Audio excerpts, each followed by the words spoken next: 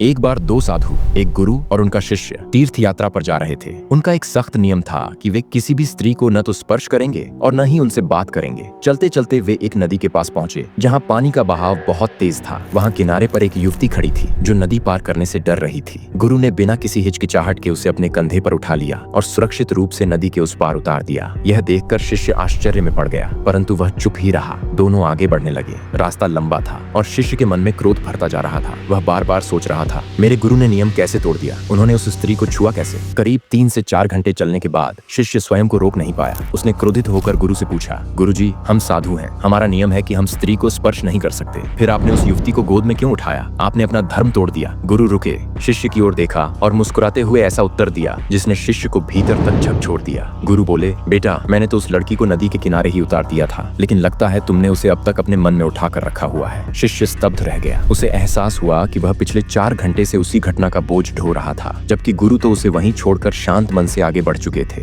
हम भी अक्सर पुरानी बातों, क्रोध और शिकायतों का बोझ अपने मन में लिए घूमते रहते हैं। जो बीत गया उसे वहीं छोड़ देना चाहिए, तभी हम शांति से आगे बढ़ पाते हैं।